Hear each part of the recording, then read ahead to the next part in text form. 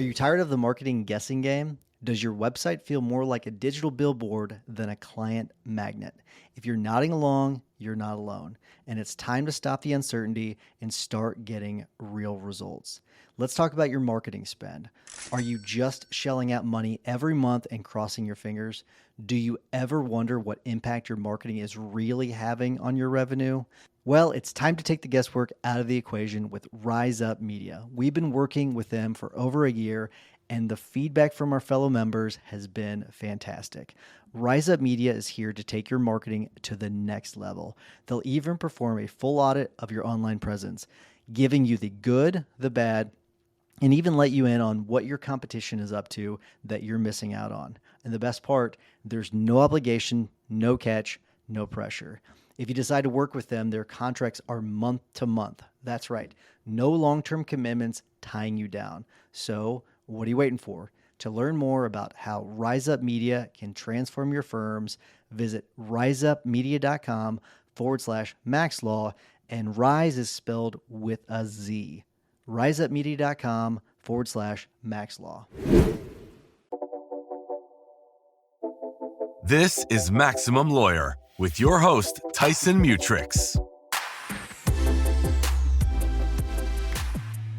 Today we're bringing you something a little different. We're featuring an episode where Tyson recently was a guest on the Law Subscribed podcast with Matthew Kerbis, who you'll also see on stage at MaxLawCon this year presenting latent legal marketing opportunities with AI and subscriptions. In today's episode, Tyson and Matthew get into the evolution of legal podcasting, law firm branding, and how technology is reshaping the profession. They'll cover lessons from content creation to the value of niche marketing and what makes MaxLawCon such a collaborative space for law firm owners. Let's go. Tyson, welcome to the podcast. Thanks for having me, Matthew. This is awesome. This is really cool. So it's been fun just chatting with you beforehand. So, but really cool. I know you and I were on a panel a couple of years ago. It was ever since I've met you, it was kind of followed you a little bit. So thanks for having me on. Yeah. Friends of the show, Answering Legal, Nick Worker, right? I think that's off the top of the head. So I'm pretty sure it's Nick and with the Answering Legal team. Yeah, something about law firm management or something or other. They do things every year. Yeah. I'll have to take your word for it because I don't remember. It was a long time ago, but yeah, that sounds right though. Yeah. So yeah, and I had been listening. I came across Maximum Lawyer before that, but it was the first time I was on a panel with you. When I launched my practice, just for your information, Tyson, a little over 3 years ago. I've been practicing for around 11 years. Nice, congrats. And so the thing is when you're getting ready to go solo or start your own practice, you do a search. I mean, this was before AI, right? I did a Google search. Now I ask Perplexity, right? Like, give me step-by-step instructions on how to start a law firm. Everybody's an expert too, right? Like, there's so many experts out there too these days. So it's a little combination of both. Yeah. But it was like bar associations had stuff that was dated and old and not useful, like literally 10 years old. Like at the time that I was thinking about going solo, like over 4 years ago. And then there was Carolyn Elephant stuff, My Shingle, and like Maximum Lawyer. And there were some other podcasts and some other things out there, but not. And I remember because you and Jim, your audio game was mediocre back then. I mean, terrible. It was beginning. It was terrible. That is what it was. Yeah. It was awful. Yeah. And so, I mean, okay, so let's say MaxLawCon is coming back. It's Maximum Lawyers. You do a few things throughout the year, but it's like a big conference where you have a lot of speakers coming. I'm a speaker. So I don't want to hide the ball too much for those of us joining live, because you and I could probably just chit chat for 100%, 30 minutes. Yeah. So anyway, so the big conference coming up, but I remember, I mean, like when I got started, like my video quality was terrible. My audio was good because I did some podcasting and some voiceover work, but my video game was really bad. And I keep them all live. Like, do you still have those old episodes like out there if people wanted to go see how terrible you used to sound? So it's funny because all of the beginning ones were only audio. So I'd say the first maybe two years were all audio because I think we're at like 900 episodes or 800. We got I don't know how many. We got a bunch of episodes, and I think the first recordings we had were on Skype. We had to download some. We paid for some little widget that would record it, and it was, the audio quality is better, but we didn't record the video. It was just audio. And then we went to like a conference line that we would call into, and it was just, the audio was terrible. It really is. If you go back, the audio was terrible. And then we eventually at some point we're like, okay, let's get serious about this. So we went to video, and like now we're like, I do a lot of them in person. So which is completely different than looking at a screen. I enjoy it a lot. It's a lot of fun, but it is interesting. I do sometimes think about like how we started and where we are now. It's way different, way different. Well, this is what I'll say is a little bit of an audio snob. I was not happy when it was bad audio quality, but I was like, this is such good content. Like I need to keep listening despite the bad audio quality. So I like huge improvement. Like, and it's just for me as a listener, when you made that change. I bet, I've not thought about this. What we could probably do is go back, use AI to clean up all the audio, and then it would probably sound a lot better. I definitely go back sometimes and I'll remaster old episodes and release them, like re-release them. Like if they're good idea. Ones. Yeah. Really good idea. Yeah. And it's still not as good as like recording with the high quality equipment, but the AI does wonders these days. It is. Like if I couldn't have even, if you had told me back in 2015, 2016, whenever we started, that all of the tech would advance as much as it has in 9 years, because we just celebrated 9 years last week, and it was like I wouldn't have believed you. I just wouldn't have believed you, because it's like you can plug a lot of this now into AI, and all the editing is done. You can do the clips, like use like Opus One to like do all your clips for social media, and it's a different ballgame. It's fun to watch. That's why I love about it. To me, like you're a tech person, I'm a tech person. I love how the AI is advancing and all the different tools we have available. To me, it's a really neat time. Yeah. But I want to even bring it back to just the point that the content was so valuable that despite the bad audio quality, you and I could talk tech all day. I know. 100%. Yeah, absolutely. And we will, like, and there's going to be tech talk. Like you guys talk tech on the Maximum Lawyer podcast and the Facebook group, and we're going to be talking tech at MaxLawCon. But like the point is the content is valuable, right? Yep. Just like whether you're a paid member of the of the guild, right? That's what you guys call it. Or Max Law Guild. Yep. Max Law Guild, or you're just a listener of the podcast, you're in the free Facebook group. Like all the content's super valuable, whether it's bad audio quality or not. No kidding. So my question for you is like, how do you keep it high quality? Like what I can hopefully expect that myself as a speaker and the attendees of the upcoming MaxLawCon this October can expect similar quality. Like how do you keep doing that? It's a great question, because it was something that Becca and I we focused quite a bit on it, where a lot of it's about being current. That's a part of it, but it's not always about being current. A lot of times, whenever we try to focus on things that people are going to want to hear, because when you've done it this long, you kind of go in these like different ebbs and flows. I think there was a time where some of the content wasn't super great, just because sometimes we would have people on that would just pitch. We were talking about pitching, like people kind of pitching. Sometimes we'd have people that would kind of pitch during the podcast. And so learn over time the types of guests that our people want. A lot of it's about listening to our people and what they want. I've always kind of joked about how Max Law has been this crowdsourced thing over times, whether that's why it's always evolved. It's like went from just the podcast and a Facebook group, the conference and the guild and all that. And then the quarterly masterminds. It's really evolved over time. A lot of it's just like listening. But what I really try to do going into episodes now is we have something called an insight brief, where we have all this information on the guests. I mean, a ton of information. We used to just show up. We used to just show up. What are we going to talk about? But now what I do is I show up. I've got a full brief on them. I've got a list of questions, and I don't always use the questions. I'll use them a little bit as a guide, but if the conversation is interesting to me, we'll go down that route. Like there's been episodes in the last 6 months where we talked 30 minutes about something unrelated to the law. It was just because I thought it was really interesting. I think people would find it interesting. So I think a big part of it though is just being prepared, but listening to people, what do they want, and then also just being curious. I mean, being curious is a good part of it too, because usually if I'm curious about it, I think the listener's probably gonna be curious about it too. Well, you're also a litigator. How many depositions do you think you've taken? I couldn't even begin to tell you that. I have zero idea. I couldn't even guess within 100. I have no idea. That's a good question. I don't know. I have no idea.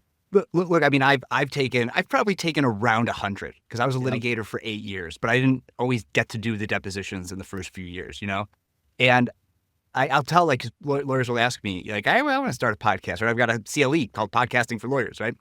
And I'm like, well, if you're a good litigator who conducts depositions, like, you're good at listening, you're good at asking questions, take an interest in, the deponent, and like you could do it.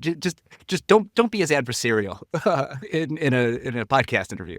Well, it's funny you say that because I think doing the podcast has made me such a better such a better job on my depots. It really has improved because it has taught me a lot about that, like the listening part of it and waiting and going where the conversation takes you, as opposed to like being stuck to an outline. That has helped me tremendously, and just being able to think on your feet has helped quite a bit too, in both ways too, with litigation to the podcast litigation. So yeah, there is a lot of crossover, I'd say. Yeah, and I bring that up also because some of my listeners might not know. Like we just talked about Maximum Lawyer, you're a practitioner. Like you're practicing, you own your law firm, you're running a legal practice, and you have Maximum Lawyer. But and my listeners are also the more business minded attorneys, right? And so they are thinking like about the business structure. So you're not, I mean, you're very involved. You could tell us about your exact role with Maximum Lawyer, but you mentioned Becca, she's CEO of Maximum Lawyer, right? She's CEO.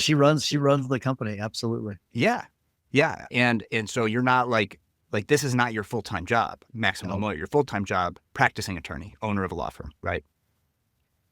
So I just want to make that distinction there. And personal question for me, because I like with Law Subscribed, for going strong for the last 3 or so years, people ask me, well, why are you still practicing? Like you should just be teaching lawyers how to do this. Cause I do I have limited time to teach lawyers how to do what I do, but I do a little bit of that. But for me, like, I feel like I would lose all credibility the moment I stopped practicing law. And so I wonder if that's maybe part of the reason why Maximum Lawyer is still as high quality as it is you didn't give up practicing law to just coach lawyers on how to be better law firm owners. I have pretty strong feelings about this. So yeah, I think that's a big part of it. One, I mean, I enjoy both. Mm-hmm. Could I give up one over the other one and still make a good living? Yes, but I don't want to. I enjoy thoroughly both of them. I enjoy them a lot. I love talking to law firm owners, but I also love the litigation side of, injury law. So, but that is a big part of it. I think that's what probably differentiates people like you and me versus non-lawyers that have their podcasts and all that. Not that there's anything wrong. I think there's a place for all of us. I've got the rising tides, mentality, but I do think that is what differentiates us. And so that I think that does give us a lot of credibility. I also, it's interesting because I've evolved over the years when it comes to the practitioner running the firm too. I have evolved a little bit, and I do think you can successfully run a firm. And let's say you have you're successfully running the firm and then you've got someone else that's like litigating files and all that. I do think it's definitely possible. You can do a good job. But I also think that I used this example just the other day, so I'll use it again. Like Steve Jobs. Like Steve Jobs understood the tech. He understood the tech. He understood what people wanted. And I think it's really hard to run a firm if you don't understand your niche and you're not in the trenches at least a little bit. To really do a great job. I do think if you're going to have that disconnect, and it's hard to run a highly successful firm. I mean, I use John Morgan like I did the other day. John Morgan, he still understands injury law. He still understands it. He thoroughly understands it. He runs the business. You're not going to see him in a courtroom, but he still thoroughly understands injury law. And I do think sometimes people, they think, oh, I'll just run the firm and I'll just do the business stuff. And that they don't need to understand what it's like to be a really good practitioner too.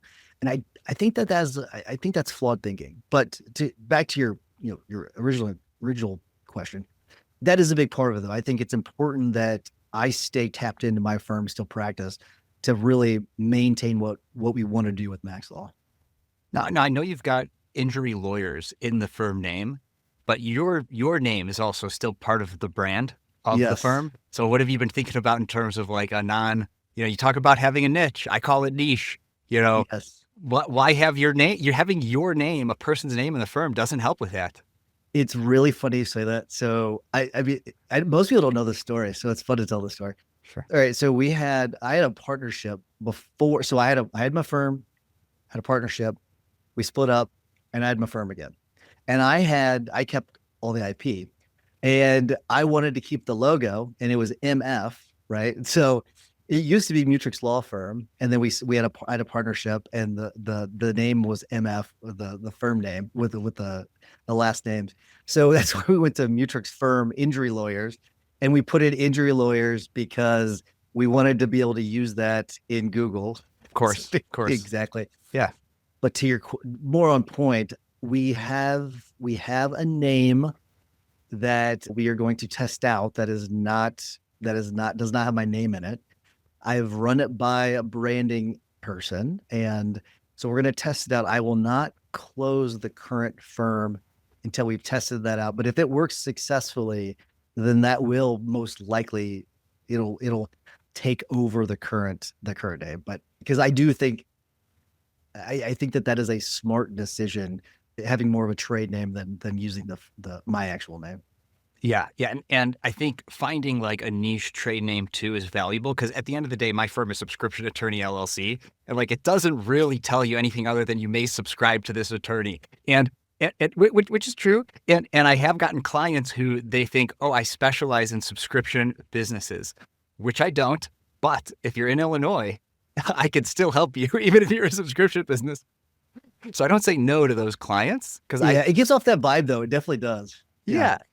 And like, I am not a subscription compliance legal expert. In fact, I know some lawyers who are, and I do follow those updates, click to subscribe, click to unsubscribe, FTC regulations and all that stuff. Right. But like, even when like most subscription businesses that want to hire me are services based, not products based. Right. And so to that extent, I know that part very well, because I am in that industry myself personally.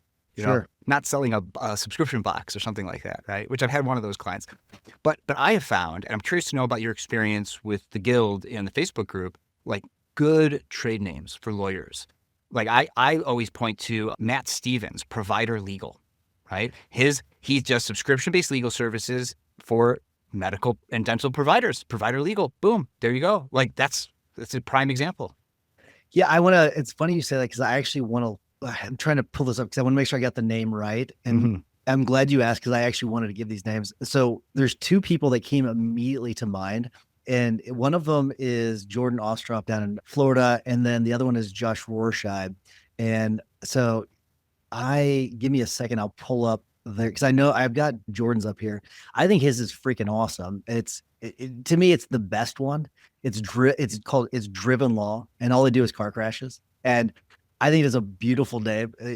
So Driven Law. Now, I think if it reminded, I would probably put Driven Injury Law is probably what I would do, but Driven Law. And then the other one is Josh Rorschach.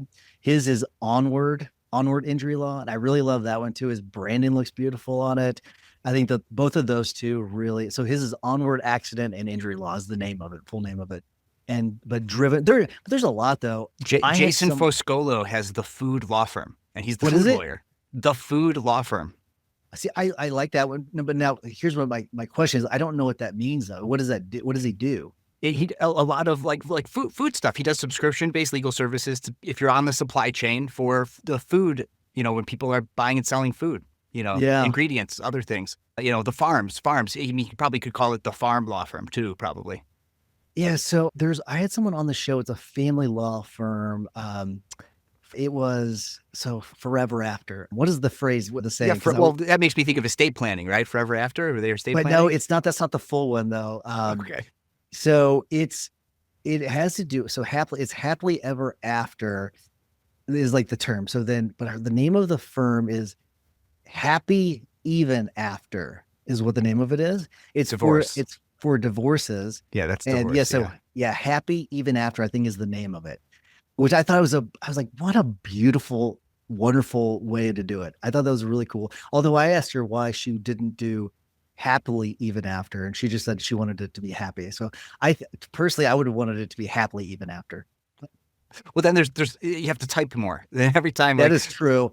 And people may struggle with typing out happily and spelling it correctly. So she's probably right about it. But it's like my own personal application. I want to be able to say happily ever after, or even after, but cool. It's a beautiful name either way. Yeah. Just looking at some of my past lists, 360 estate planning, right? That tells you what it is. Learning and legacies law, seed counsel, so like, there are some good trade names out there. You and I aren't using them right now. No, not at all. I do wonder what you think about. So Paul Yokobitis has a firm, a really successful firm out in North Carolina, and it's Cary Estate Planning is the name of it. And so it's for Cary, North Carolina. Mm-hmm. What are your thoughts on that name? I think it's genius. And here's why. How many clients does he actually need, depending on how big he wants his firm to be, for the revenue he wants to generate, for the money he wants to put in his pocket, right? Because like for me, I could practice law in the whole state of Illinois. 80% of my clients are pretty local to me because people hire you because they know, like, and trust you, especially stay subscribed to you. And so like, based on the nut that I want to hit, local is great. If you have a niche market and you could tap into it, I think it's phenomenal. So I do too. I was wondering if you had a different thought, because a lot of people think that, oh, you're going to do a trade name, it must be more of a national thing. But I love it too. I'm surprised no one had it actually, because Cary is it's not like it's a super small town. It's not huge, but so I thought it was a great name. But then also it is something that you could expand with nationally if you had to. If you really were wanting to go national with it, you could use that to go as national. It's Cary Estate Planning. That could apply to people could think that's a name. There's probably the city Cary is probably in a lot of different states. So I thought it was a brilliant name too. And his very first day of running his law firm he was on the podcast. So I always kind of monitor Paul to see how he's doing, because he's always crushing it. He's just killing it. Yeah. Well, focus, right? Like if you're focused, and even on like a geographic region, I think that's incredibly powerful. And just a reminder, this is a live show. Emmett Naughton just chatted in LinkedIn saying naming is hard. It is. Naming's hard. Yes. It's funny because Jim Hacking, so we mentioned it before, he's awesome at naming things. He's really good at naming things. It's some people just have a knack for it. And I think it's really difficult. And especially there's ego part of it too. People want to put their name in it because of the ego, but then also you want something that's different. You want people to know what you're going to do, like subscription, like same thing with yours, right?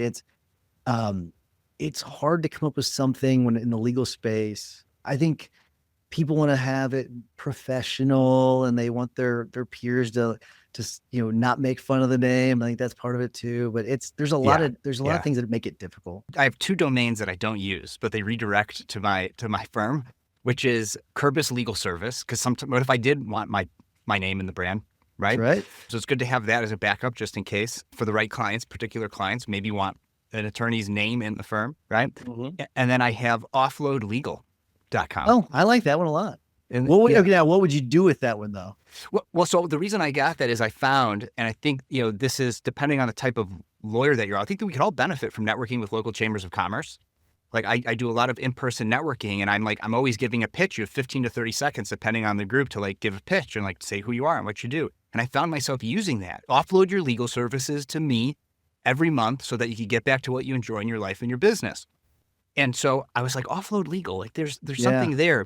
But then I did do a little bit of market testing with it, and it's like offload, like you're like a freeloader, offloader, so there's some negative connotation, and don't get me wrong, like what people who post pictures of their dogs on their website, and they're like, if you don't think that that's fun and cool, like you're not a good fit for us as a client, right? So I get that. But I don't know. I just didn't want to go all in on that brand. But I still keep it. I pay for the domain, so we'll see. I was going to ask you. So I'm trying to pull up on my GoDaddy account because I've got them through. I've got multiple. I've got it used to be HostMonster, HostGator. Now I've got GoDaddy as well. Yeah. How many URLs do you actually own? I think I'm in the 40s right now. Yeah, because I don't know how many I have. It's a ton. I'd say I probably have at least 40 because I started just collecting them. I'm like, oh, I'll use this at some point. Though I don't know if it's the best. Is my favorite that I have because I think it's funny, and I have it redirected to my site. And David Haskins had told me to get it, and I think it's hilarious. It is bigtimelawyers.com. Oh, that's great. He's like, he texted me one day. He's like, hey, bigtimelawyers.com is available. You should get it. And I was like, oh, I'm going to get it. And then he said also bigtimeballer.com. So I bought bigtimeballer.com. I own that one as well, which is funny.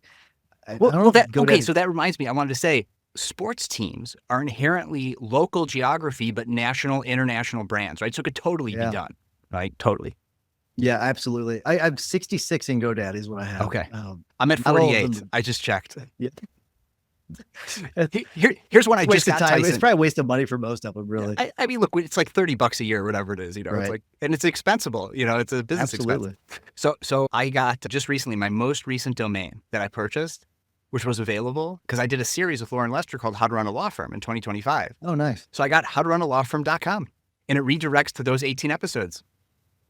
That was available? That was available. Howtorunalawfirm.com. I know. Well, that's incredible. Yeah. Oh, nice. So I was good on you. I was thinking I did that How to Run a Law Firm series with Lauren. Now I gotta do that with other attorneys who are into that topic. So maybe future joint series for me and you, Tyson.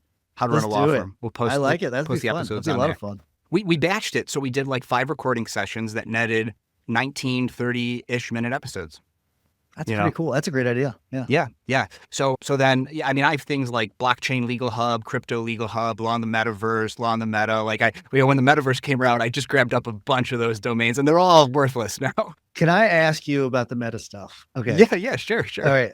I never got it. I never thought it was going to work out. Like, do you think in like 20 years, like we're going to be like in the Metaverse, like hanging out and stuff? We are right now, Tyson. It's just not virtual reality. This is Metaverse, baby. Like what we're doing. Okay, well, I don't count this. To me, this is different. Like, you know what I'm talking about? Like, you put on the goggles, you're gonna be walking around. Do you think that that's going to be a thing? So I don't know if that is, but like if we do this brain computer interface thing, like might be some like version of that. Like I always liked mixed reality more than I liked full virtual reality, right? Yeah. Like the Google Glass, now the Ray-Ban Meta products, right? Like I have Ray-Ban Meta. So they're pretty cool. That's Metaverse. I really think mixed reality is like it like counts as Metaverse, but where the blockchain and crypto stuff comes in, which I mean, look, Bitcoin is on a tear. I only own some through like some like, you know, I did something a while ago where if you spend money on here, you get rewards in Satoshis. Oh, that's cool. It was a long time ago. So I have a little bit, but I've never actually brought it up. So I'm not really into that crypto space from a cryptocurrency standpoint. But I think with AI and copyright and like IP ownership and stuff, you can tokenize. You know, NFTs is not like a good term anymore. It's a toxic term. But you could have like non-fungible tokens. You could tokenize fractional ownership and intellectual property that is pulled and leveraged in AI to generate images, text, whatever. So I actually think the underlying technology fused with AI might be a way to handle royalty payments in the future. And so that's the only reason I'm keeping some of these domains for crypto and Metaverse stuff. Yeah. I would love to hear more about that. So, all right, because you're going to have to explain to me how that works. And I kind of understand it, but so right now, let's say like we're going to use like the NFTs for an example, right? If someone were going to do something with that NFT to pay that royalty, like you'd have to, it's kind of like the honor system, right? Is that how it works? No, I don't think so, because like the idea behind blockchains is that it's verifiable and it's on like multiple servers, right? Okay. And so the idea being that, and this is also like, I'm a total novice at the underlying technology, right? Like just like with AI, I understand it at a high level and I understand how to use it. I don't necessarily understand the underlying technology completely, but like what separates a cryptocurrency, which is fungible, like a Bitcoin could be exchanged for a Bitcoin, a dollar for a dollar, versus a non-fungible token or just tokenizing in a unique format, like anything, a fractionalized anything, is it's wholly unique unto itself, right? But it can be identified wherever it's plugged or pulled from or seen on, because it's kind of just like, these are just like complicated spreadsheets, right? With like long hashes with unique configurations. So the idea would be that, this AI art that, you know, whichever model you're using, I like to use, I've tried to use a lot of them. I can only generate good images the way my brain works inside of Gemini's image creator. Like that, like, so I'm using Gemini for that stuff. Like if it drew from some sort of training data and it is from multiple different artists, you know, I'm paying Gemini whatever I'm paying a month. Right now it's $14 a month as a Google Workspace user, which is amazing.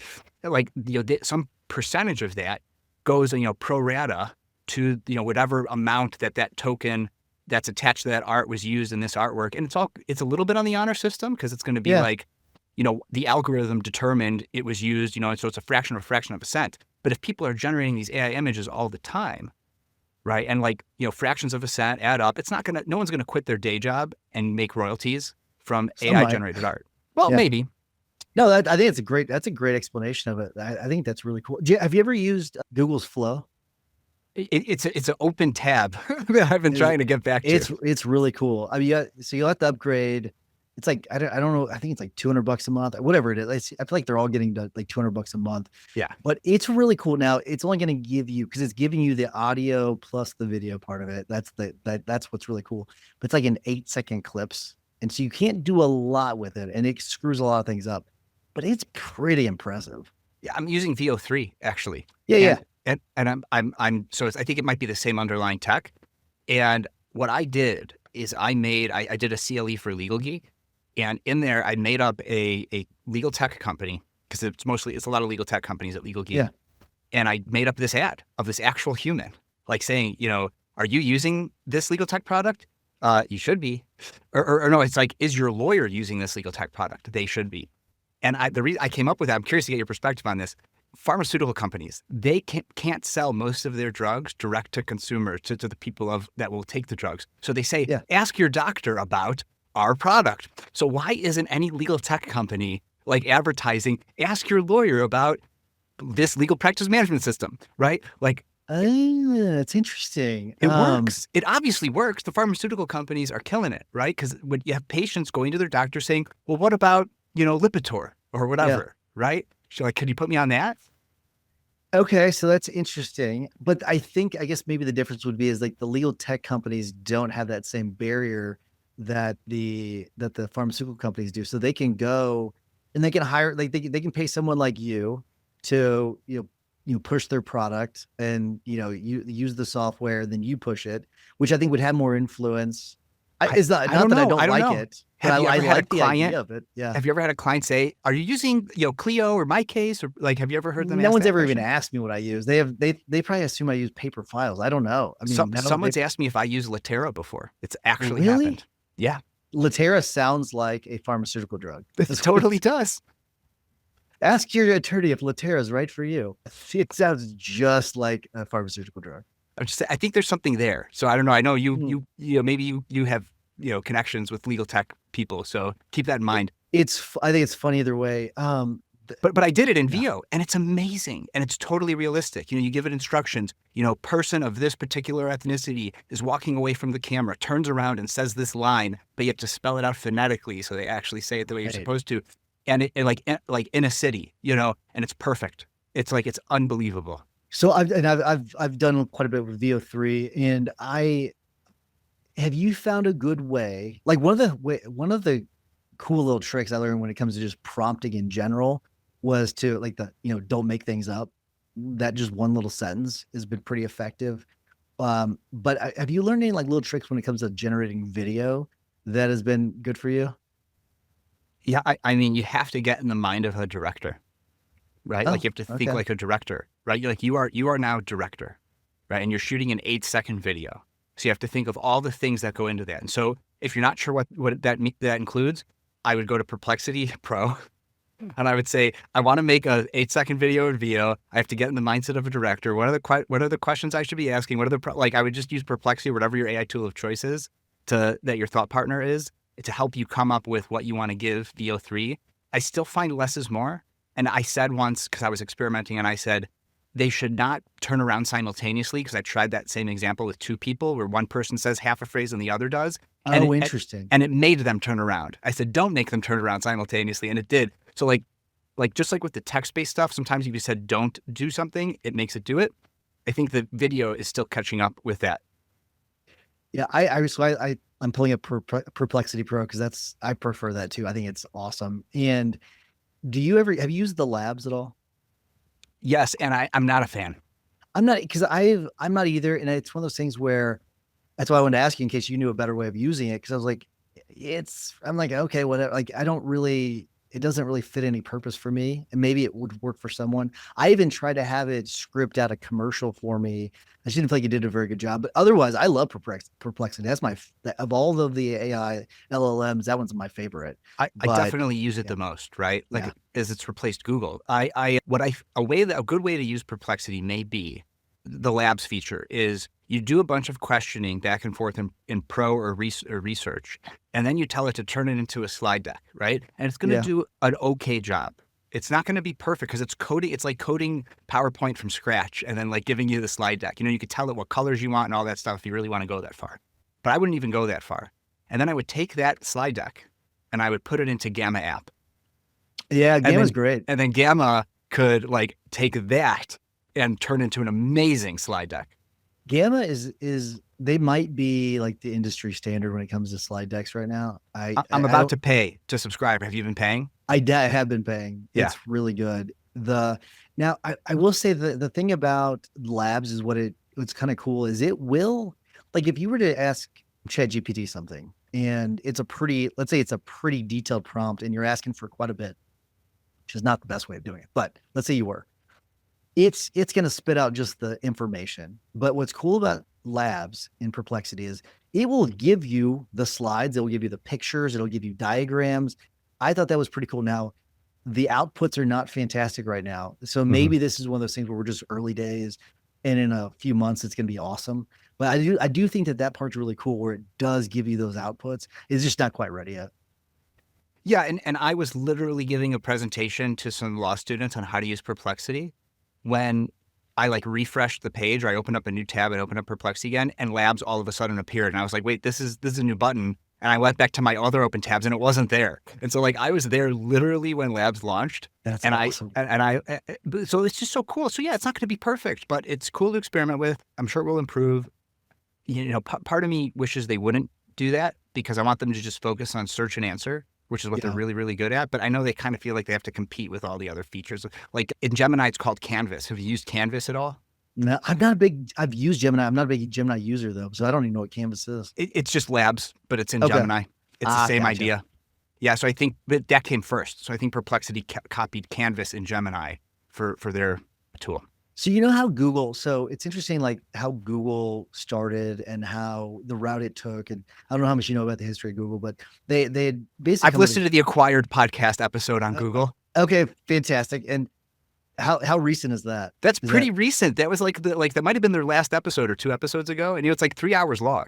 Okay, so my knowledge is from something, I think it was from a Google or like a podcast episode I listened to a while ago, but they had come to this fork in the road where they decided, okay, we could either charge for this, like a subscription base, or we can go the ads route. And they chose the ads route.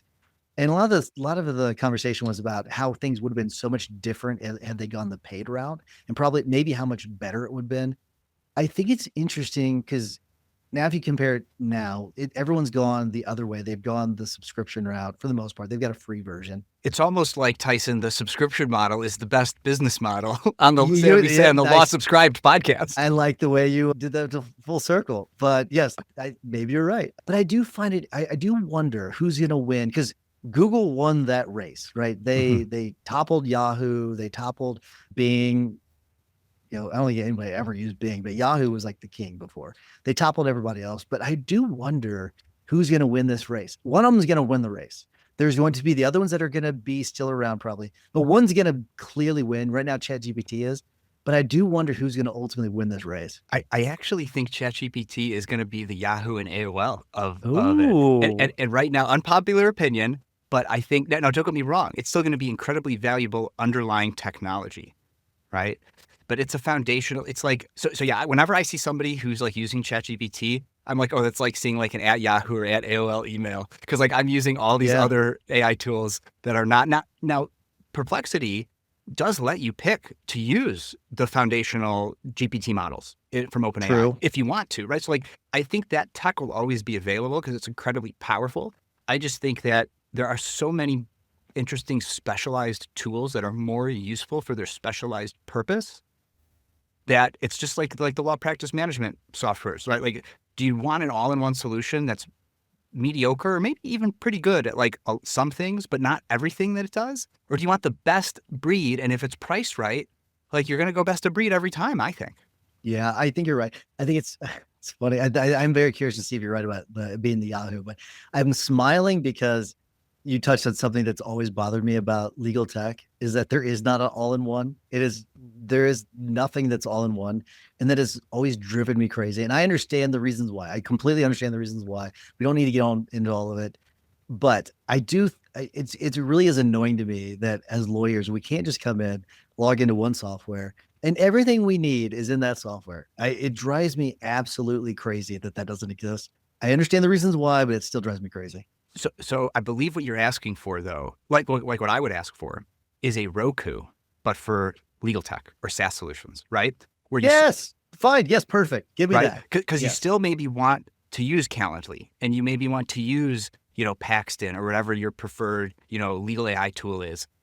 But they're not building an all-in-one solution, but they're best of breed, right? But if I could sign into one software solution that I could bring in my favorite tech and maybe even have them interact with each other inside that Roku, like for SaaS solutions. So you don't have to use Zapier. You don't have to use Make for this best of breed tech.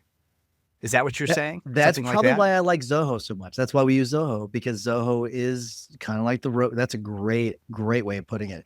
That's kind of like the Roku of softwares, because it's got everything that you need to run a business inside it. We don't use everything that has, but we do use a big part of it. Can we talk about legal AI, like the legal research for a second? Well, so we got about 10 minutes left. Okay, but you touched on that. I want to ask you about it. Okay, so I mean, you it's hard to get the podcast host out of the podcast headspace, right? Because it is. I'm sorry. No, it's okay. And I will say we missed it from Emmett. He said my understanding of the NFT could be used to get a ticket for MaxLawCon. So thanks for that segue, Emmett. Nice. We missed it. Excellent Way to bring it back. We'll come back to MaxLawCon before we wrap up, but sure, let's ask away on the legal stuff, legal tech. Because I was so mad. I used to love Case Text. Case Text was great. They had co-counsel, and then that other big nasty company bought it and then killed it, and it makes me so angry because it was a superior product. Now you can't use Case Text, so it's like I've got to the point where I refuse to pay that other company. So is there a legal research platform that you or any of your listeners recommend? So even before they were a sponsor of this show, and by the way, link in the show notes to make sure they know I sent you. Paxton really has. Oh, I thought you were going to mention the other company. No, Paxton. When I went solo, I pivoted from litigation to transactional. And so I actually didn't need legal research as much as I used to. And so I was using Fast Case through the Illinois State Bar Association when I really needed to, which was like 2 or 3 times a year. Sure. Like, let's be real, right? But then when Paxton came around, now it's like, it's not intuitive to the way we've learned to do legal research, but it is just so much easier, right? We use Paxton. That's something we use, but you can't do traditional legal research in it though, right? Yeah. Like it's not designed to look up this specific case. It's just not built for that, because I think that's the old way of practicing law too. Yeah. Realistically. It's funny. Our younger attorneys are asking for the old way. It's kind of interesting to me that they. So that's how law school. Like Dennis Kennedy just had this LinkedIn viral post. I love Dennis Kennedy. He's a St. Louis guy. Love Dennis. Yeah. And so he just had this viral post about like which will change first, legal education or the law firm business model. There's this great debate in the comment section, because legal education is slow to change. They have to go through the accreditation process, right? But at the same time, lawyers who just came out of that system, even the young ones, are like, it's not like the way I learned to do it in law school. Well, those companies are like the pharmaceutical companies, where they'll go, they dictate what happens in the law schools because they give some money, and then they have the representatives there and all that. So that part will have to change before everything else changes. That's what will have to happen. Here's what I think Paxton is doing that's really cool, and I've seen some other legal tech companies do this, and I'm in the process of hiring my first law student as a legal extern, is they have the student pricing on there. So the student could sign up with Paxton, but I could pay the $35 a month, which is way more affordable than $200 a month, right? So I like that student pricing that's available, but I, the law firm, will pay on that student's behalf as a form of not really compensation, but as a software expense for that student to use it. But it's their account, right? They're signing up because it's an externship, so it's only for a few months anyway.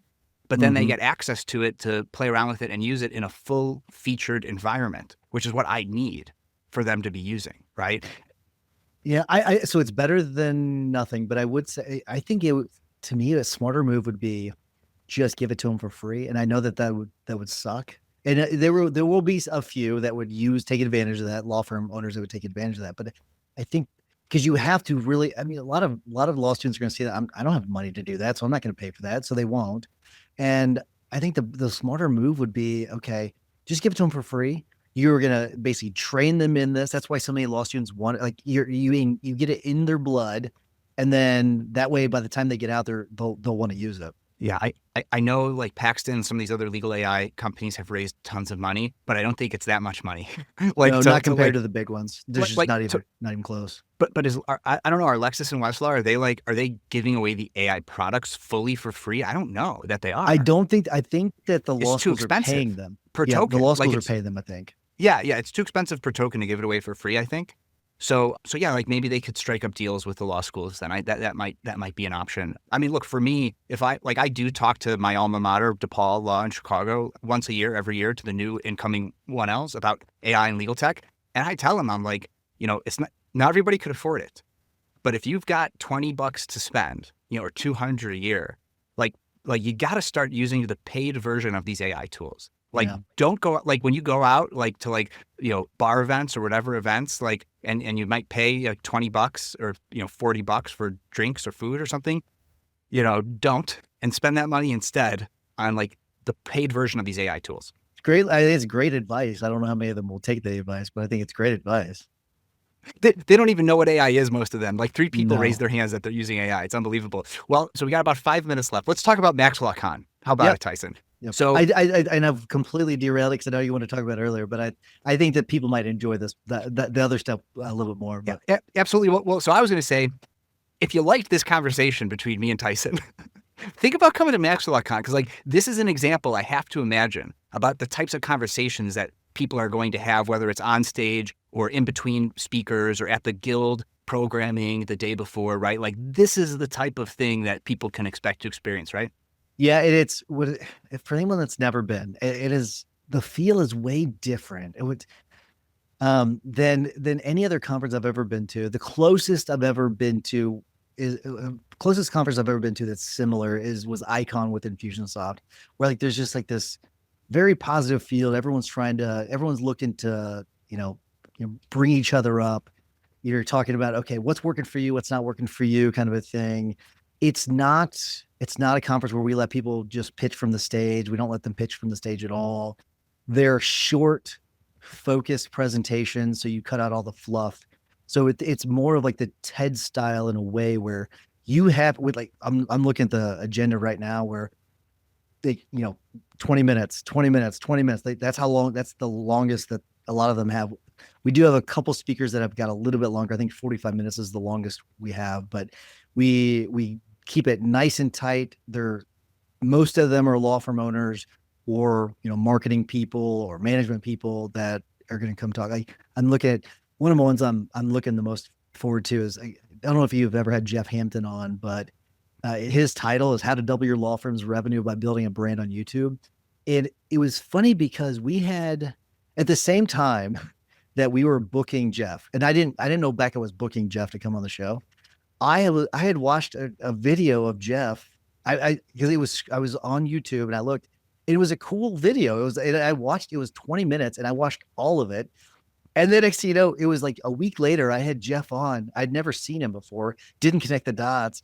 I was like, "Holy crap! I just watched your video last week." And but it's things like that. It was just really cool. But yeah, the feel is it's a cool feel, and we have a lot of cool things planned for the conference, which I'm pretty excited about. Is that the guy who says he doesn't worry about what his episode notes say on YouTube? Is that what he said on the episode? I think Jeff did say he doesn't care what his description looks like. It's the same for every single, because like he's not focused on that. He's focused on the long form content, right? Like I really liked that. Yeah. That's the approach I've been using. So when I heard him say that, I was like, great, I just got to keep doing it. I'm not worried about it. I was shocked by that. So like he presented in the guild a while ago, and he gave there's 10 things you focus on. It was funny, because we've been doing that with Max Law, and it's made up an amazing difference. So I think a lot of it is just simple stuff, and it's not some of it's not so simple, but some of it's just simple. But like apparently the video description is not one of the things you have to focus on. Yeah, just here's how to buy from me. Pretty much. Pretty much. If you like the video, here's how to buy from me. Yeah. I mean, there are some phenomenal speakers, like you said, even going back to earlier conversation about us still practicing law and doing the things that we're doing that help law firm owners. There's a lot, like I'm looking at some of these people have multiple businesses, right? Like they are managing partner at a law firm and they're running some other business that's related to improving your business or your law firm or something. So they are still practicing. Like there's so much to learn and gain from being a practitioner and eating your own dog food and like actually doing the things that you coach people to do or suggest people do. And then the people who are not law firm owners, still super relevant to being a law firm owner, like with the subject matter expertise that they have that are not, like some of them might be former lawyers, but I know like Chelsea Williams, for example, who's been on the podcast, who's been on Law Subscribed, financial, like you gotta have somebody there to talk about law firm finances, right? It's absolutely essential. So really sweet lineup. And I do say that myself included being there.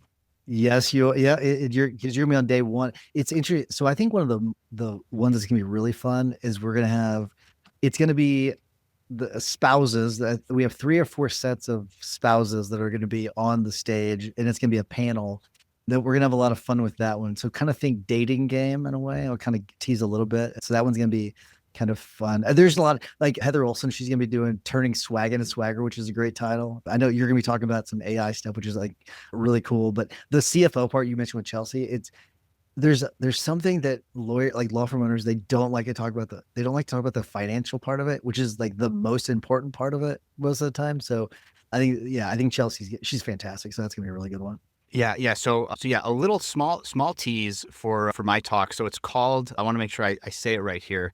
What, of course, like we're doing this live and I'm trying to pull it up and it's not coming up, but it's essentially, it's the latent legal market opportunities with AI and subscriptions, essentially is what it boils down to. When I'm really excited about giving a talk at MaxLawCon is years ago when I was just launching my firm and I was just launching the podcast, I actually applied to be a TED Fellow and put together a TED Talk based on this idea. And now I've learned so much and we've had the AI revolution and I'm updating that talk. So like I'm ready to go. I'm so pumped. I'm so excited. If people want to meet Tyson and myself in person at MaxLawCon, you go to maxlawcon.com. Amazing. It'll redirect really you hard, to the really place hard, to, right? to get it. I mean, you talk about domains. That's one of the many domains. We get that one early. I'm sure. And like con is in conference, MaxLawCon. But if you want Tyson and the Maximum Lawyer folks to know I sent you, if you're watching live on LinkedIn, there's the comment. In the comments, I put my link. And in the podcast episode, look at the show notes and they'll know I sent you. It's okay if you just go to maxlawcon.com. It's okay. But at least that way I could be invited back to future years. Tyson will know. And not only did he give a great presentation, but he helped send us, 10 or 20 attendees. So well, make sure you go to the link because I want to make sure that we can thank Matthew for supporting us and everything and for speaking. So make sure you do use the link though, because MaxLawCon is easier. .com's easier to say and remember, but use the link. It's easier. You're probably listening to this. If you're watching on LinkedIn, just click it right now. But if you're like listening, you can go to the show notes. It'll be in there. All right. So, and then remember to stick around for LinkedIn lag, but if people wanted to follow up with you, reach out, listen to stuff, subscribe, where do they do all the thing? Tell them all the links. Either they can go to maximumlawyer.com or maxlawguild.com, or just, you can follow me at Lawyer Tyson on all the social medias. So I'm on LinkedIn as well. So Tyson Mutrix, but I'm on at Lawyer Tyson and all the other stuff, but really maximumlawyer.com is the easiest way to find me. Sounds good. All right. Well, we'll stick around and thanks again so much for coming on Law Subscribe Live. Thanks, man. Thanks everybody for watching. It's awesome.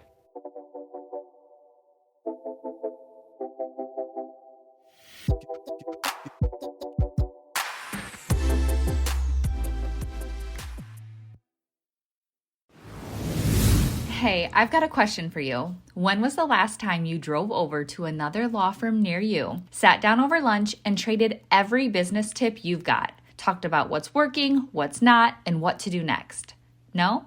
See, that's what MaxLawCon is for. It's real conversations with law firm owners who are actually doing this, building, leading, scaling, and willing to share what's working right now. You could keep doing it alone, but let's be honest, it's slower, harder, and way more expensive than getting in the room and shortcutting the learning curve. As of this recording, we've got 20 seats left to this year's event. Skip the guesswork, go to maxlawcon.com and grab your ticket before they're gone.